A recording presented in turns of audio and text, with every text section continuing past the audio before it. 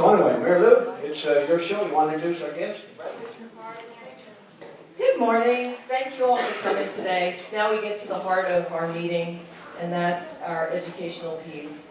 Today is health, and our speaker is Brad Hyde. Brad Hyde is the business development specialist at Delta Medical Center, which keeps him very busy. But in addition to that, Brad is a certified home security and workplace violence. He's certified in that through Homeland Security. And he also is a first responder with FEMA and Homeland Security. Not to mention being a very dynamic speaker, so I'm setting him up. You better be on your A game today. I know Brad for several years, and he has been a speaker at several conferences I've attended, and I'm grateful that you're able to come today and speak with us. All right, let's give him a warm welcome. All right, let me make sure. All right, I'm on the right page. There.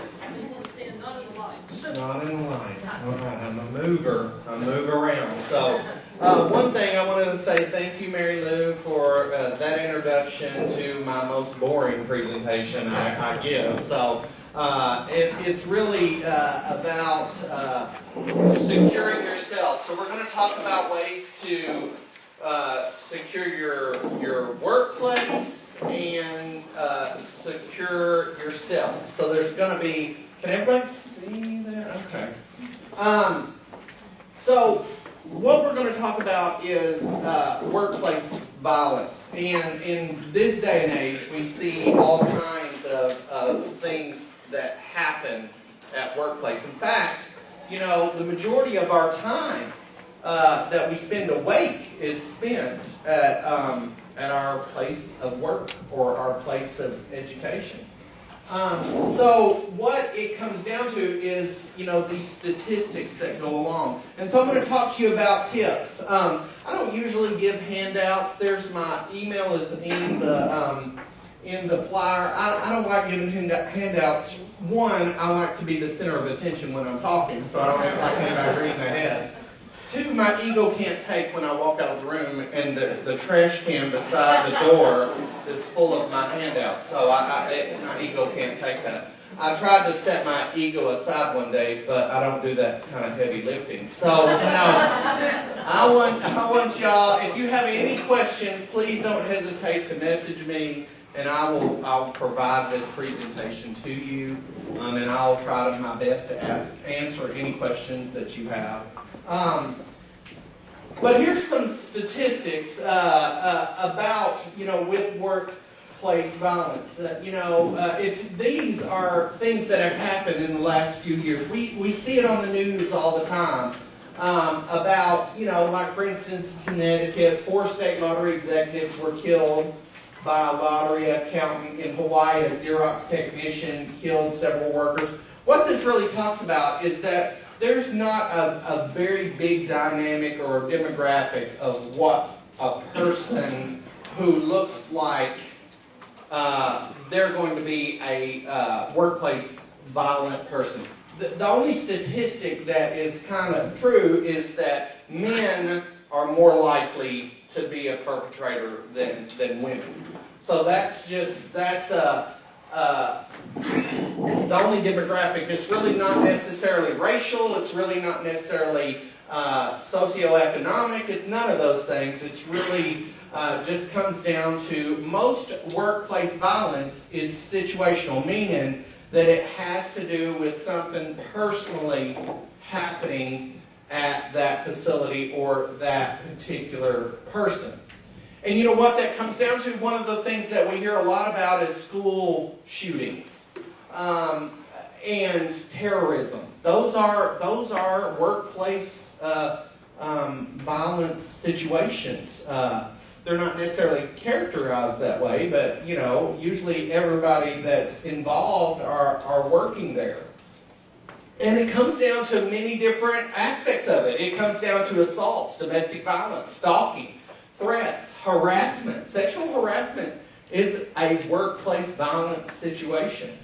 And the reason why I include it is because we tend to categorize things at work And sometimes they diminish their seriousness, not to say that, calling it sexual harassment at work, that's not diminishing it, but it is a form of workplace violence that we should be aware of. Because we think of, when we hear violence, we just think it's someone hitting someone shooting someone, and that is not the only form of violence that is out there.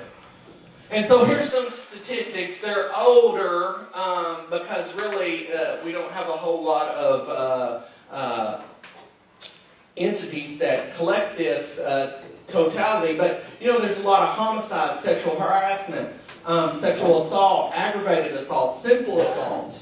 All those things, they predominantly happen at our workplace. And we feel like, okay, it's going to be that one time where that person just snaps and comes in and kills us all. And that is not how workplace violence happens. Workplace violence is a slow kettle that brews, sometimes for years. It's never going to be that one thing that you said to Eddie in the IT department, now he's going to come back and kill me. No. There are always warning signs, and I'm gonna tell you some warning signs, both professionally, but they're going to talk to you personally, and they're going to talk to you about how you can see these threats up front for you as an individual. And this does not mean just you at work. This can be you in the parking lot. This can be you at school. This can be you in your home. So let's talk about that first of all. So, how many people have ever gotten on an elevator? You're the only one on the elevator, and then someone else gets on the elevator with you, and you feel a little uncomfortable in that situation. So you've gotten on the elevator, and you feel. Let's see. How many in the room? Raise your hands. Raise your hands.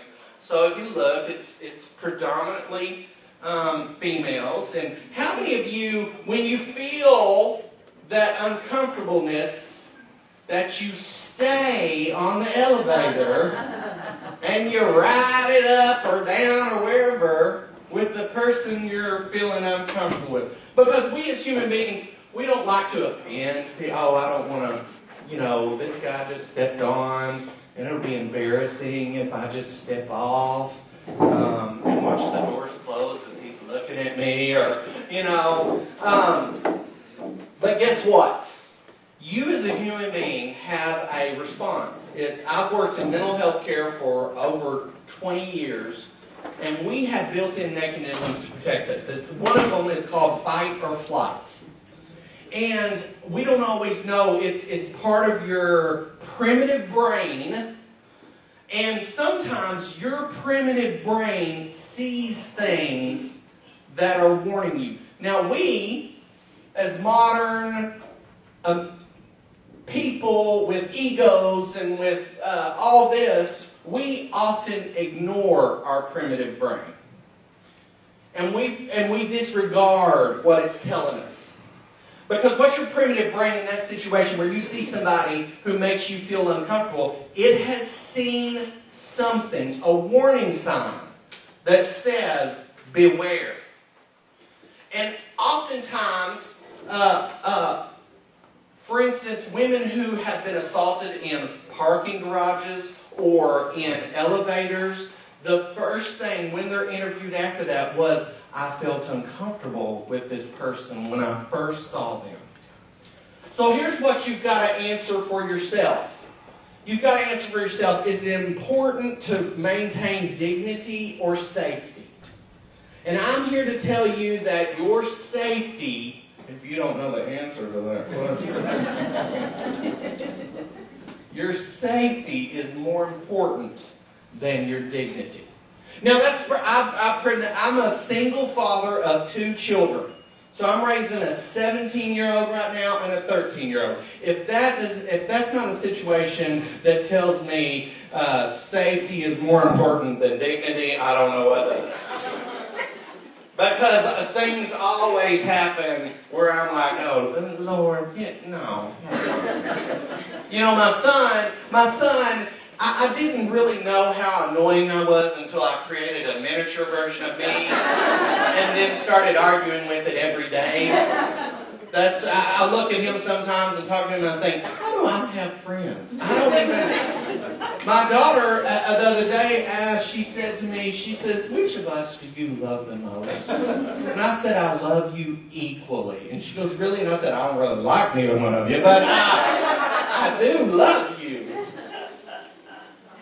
And so, you know, you have to be frank and honest, and you have to understand these situations.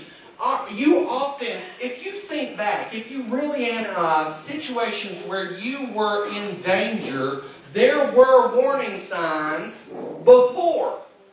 Whether you're in your car and something happens dangerously there, it might be that you were texting 2 seconds earlier and you're like, oh, I was an idiot, you know. Or you might have one-digit waved at somebody and that just cut you off. That's what we call a one-digit wave.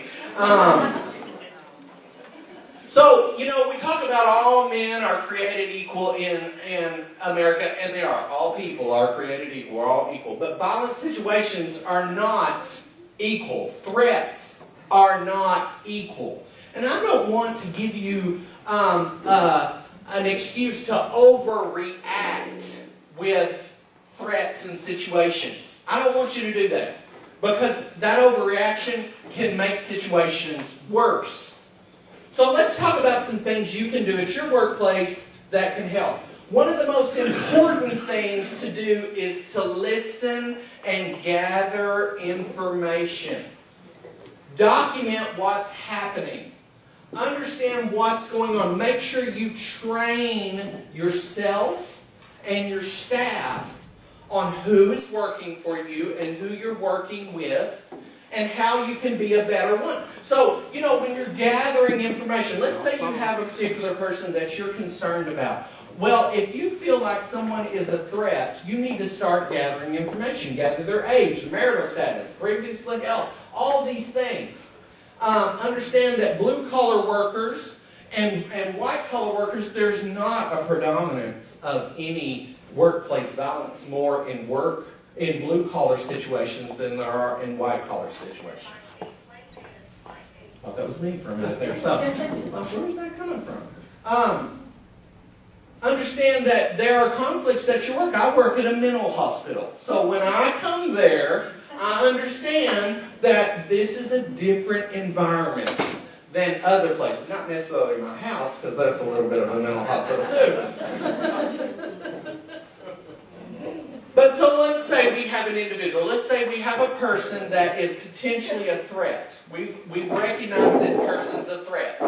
So what you want to first do is engage with that person. Here's what it comes down to. 2 things, if you don't leave with anything but these 2 things, besides I'm a great speaker, is that 2 things you need to leave with is communication is most important. And being aware of your surroundings is the second.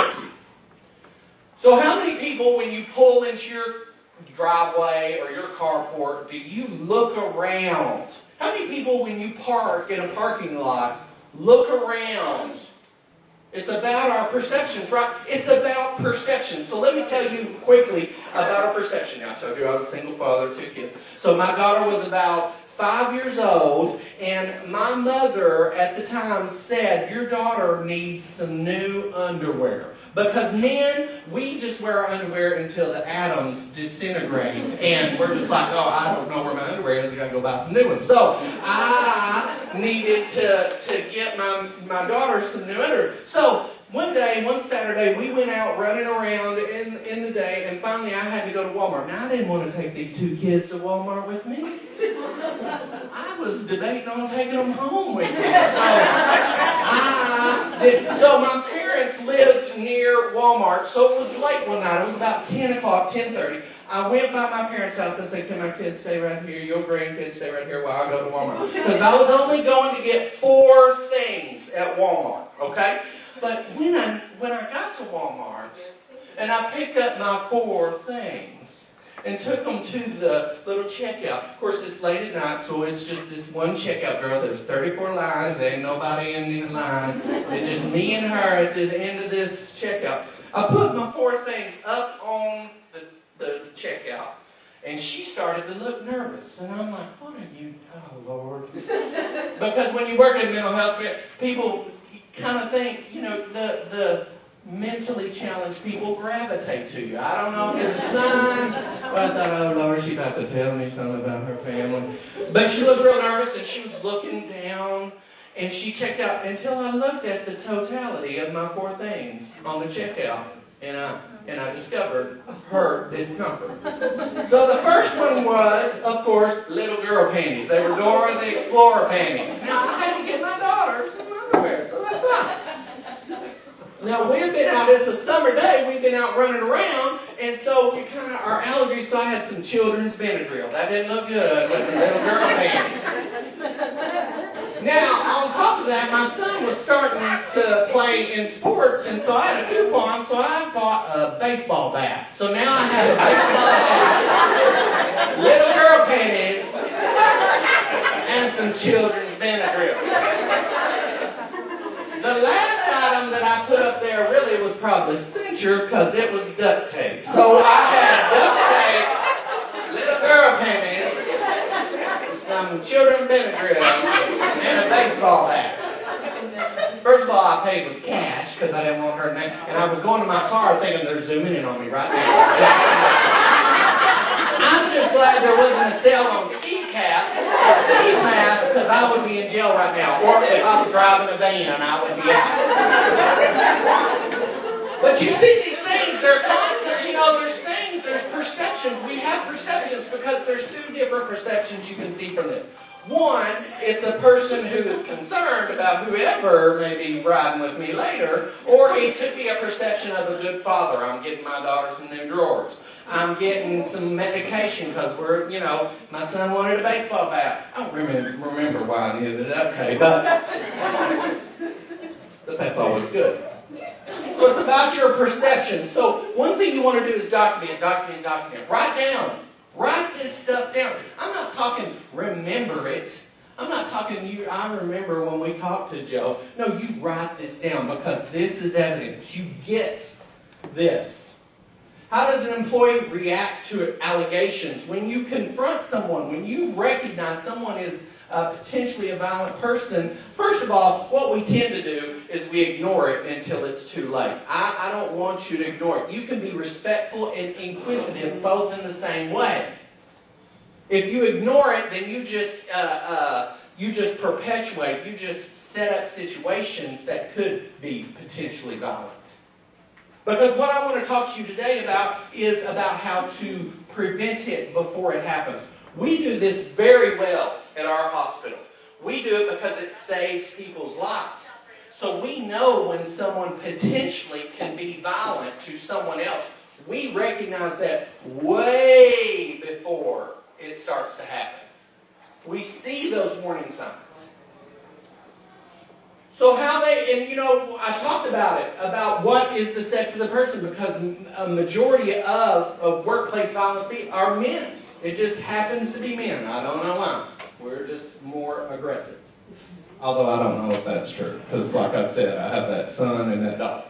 So, my son was about 9 years old, and my daughter was 4 years younger. They actually share the same birthday. It's just 4 years apart. And so one time my daughter was playing with one of my son's toys, and he walked over and snatched it out of her hand. Now, my rule at my house is my children have to resolve their own conflicts. If I have to get involved, both of them are not going to like the result. So I let them. So my son went over, snatched the toy out of my daughter's hand, and my daughter didn't say anything.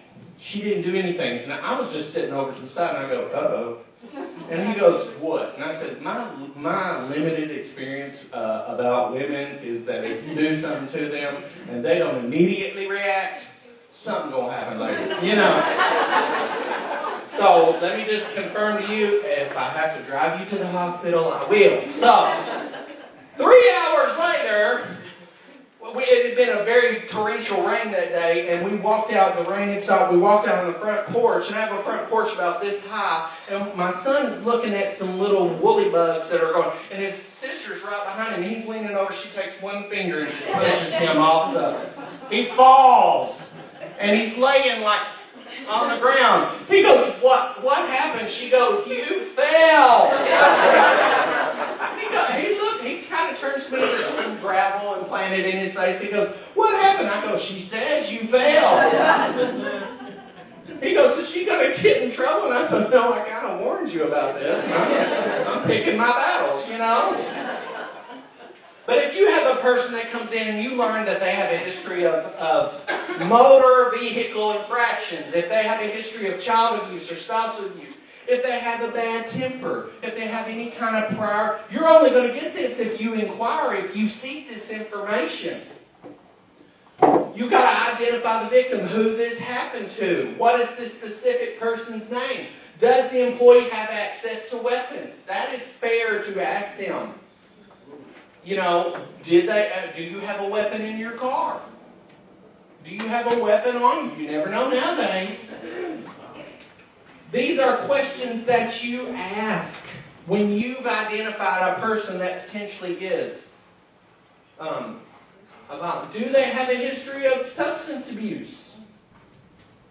Again, all these things you don't know unless you inquire. If you get this situation where, well, I don't know any of these things about my employees, well, you're not a really good employer, are you? Because you've now set everyone else, including yourself, in a situation that's potentially violent.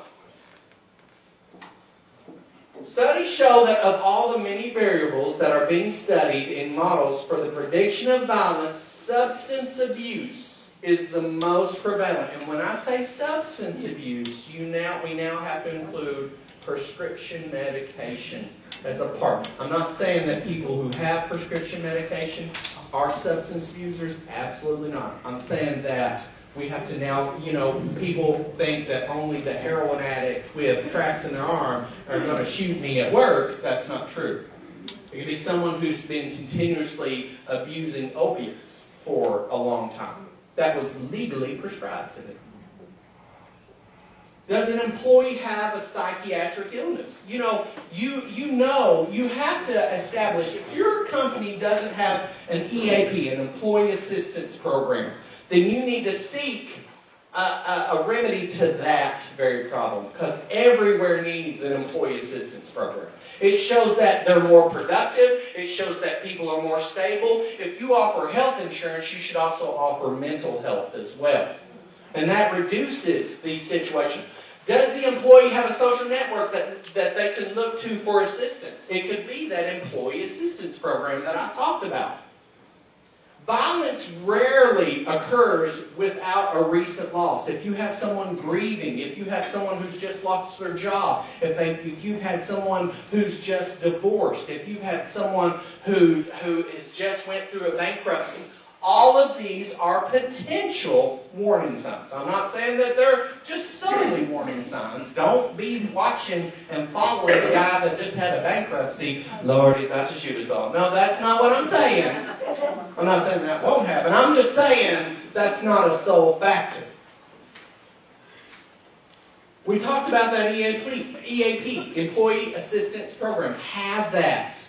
Almost every company has an employee assistance program. If you don't, talk to me. Talk to Mary Lou. We can find you a place that can get it. It is cost effective and it can save lives. Not only group lives, but individual lives.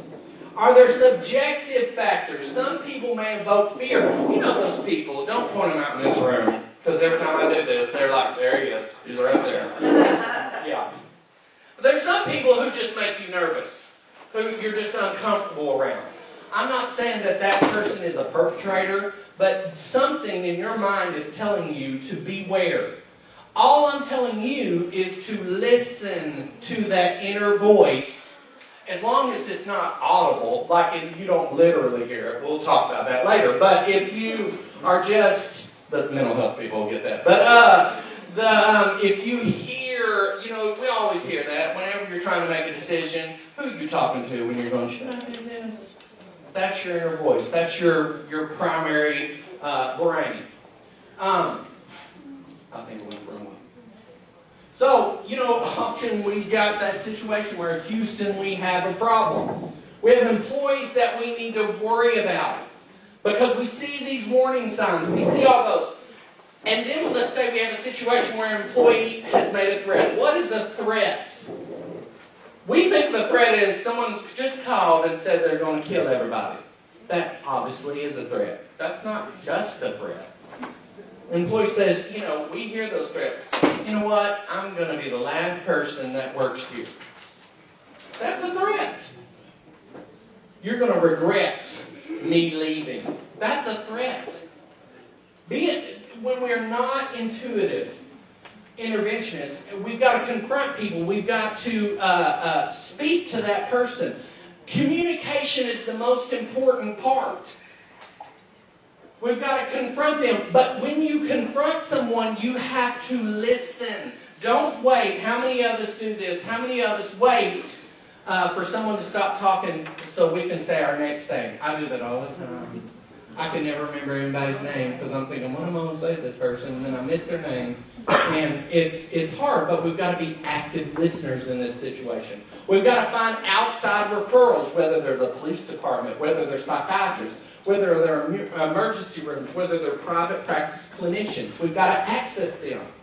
We've got to understand if the employee's fit for duty. They're fit to be it.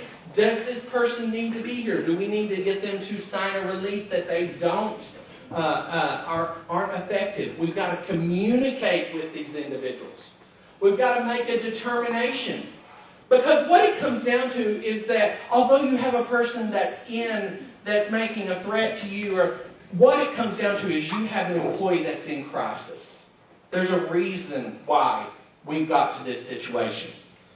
And when you help this person, when you find them help, when you are genuine about your help, then you're going to help them. You're going to make your safety a priority. Because what we do at my hospital is that when we feel like someone's going to be violent, we don't take them out before they take us out.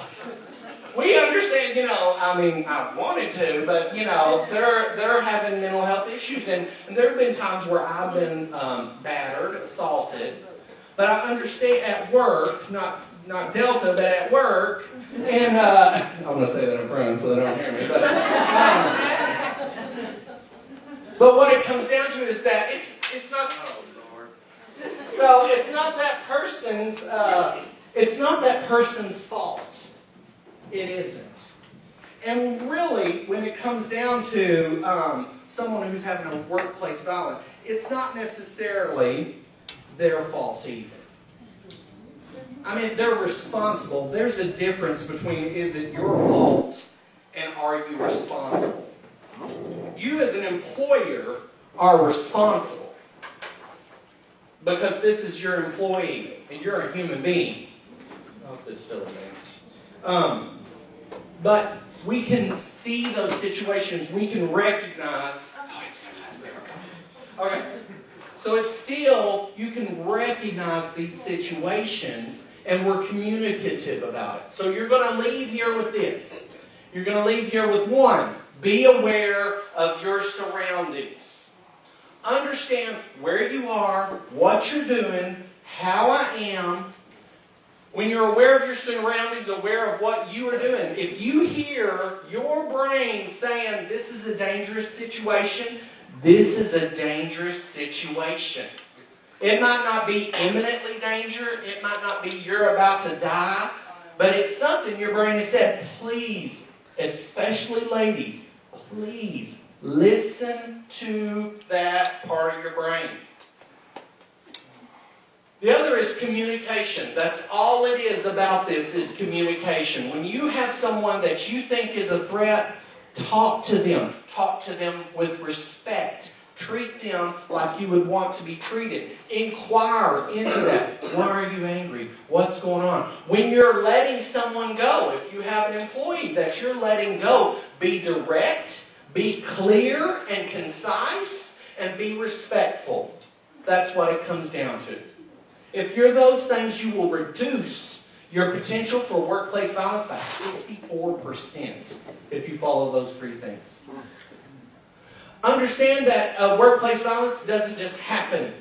There are warning signs up to it. I'm a big advocate of, companies have warning systems. So if an employee makes a first infraction, they get a warning. And then an employee makes the next, then we go to evaluation. I personally don't think employees should be given any kind of warning. You're given a warning by saying, this is how you work here. Because when you give warnings, you're giving them the potential to be infractors, so to speak. I made that word up, but I like that word. You give them a chance to offend, so to speak. That's a harsh word and drastic, but you give them multiple times to be. I'm not a big liker of what's it called? What's it called? I'm trying to think. Yes, just you have no chance of any kind of warning, but when you look at situations, you understand that it has to be, you have to understand that it's scary at the first. And if you give someone a warning, well, okay, you're saying, all right, I know you broke the rules, and I understand that, don't do it again. Because you can ask my children, they can answer any question that they already want to ask me. They already know the answer. You don't really have to ask me this question because you know the answer. You ask the question because you want a different answer.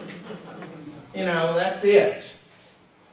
So, does anybody have any questions that you want to ask? Any situations? I've probably got 45 seconds, so make it a quick question. So, yes, sir. Bradley, probably as much as a threat can be intimidating, that first step for an employee to notify someone else has got to be almost as big a threat to them. Yeah. What's your advice about how to prepare and how to go about sharing that information with someone that you think might be a threat or threatening situation? That's a great question. First of all, your company needs to have a apparatus, a part where this is how you report these things. One company has to do that. You also have to have an active shooter.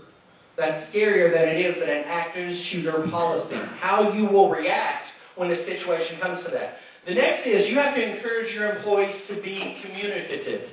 I told you communication is the second most important thing. Be aware of your surroundings, then communicate. If you feel threatened, you have to decide, like I began this with, is your dignity more important than your safety? So if you feel threatened, first of all, don't be overly dramatic about it. You're not really that important. I mean, oh my God, Eddie just threatened to kill me. Well, Eddie probably threatened 3 other people to kill too, so you're not that important.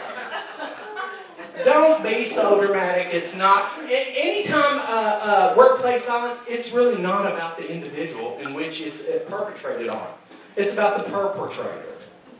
So when you understand you're not that really key to this whole thing, it was just opportunity. Understand that if you feel threatened, then communicate it. Communicate it clearly. Communicate it with dignity. But say, I feel a little uncomfortable when so-and-so said this to me. It includes sexual harassment. It includes just inappropriate behavior. It includes... But don't overblow it. If you overblow it, that's not good communication, and you can make a situation worse.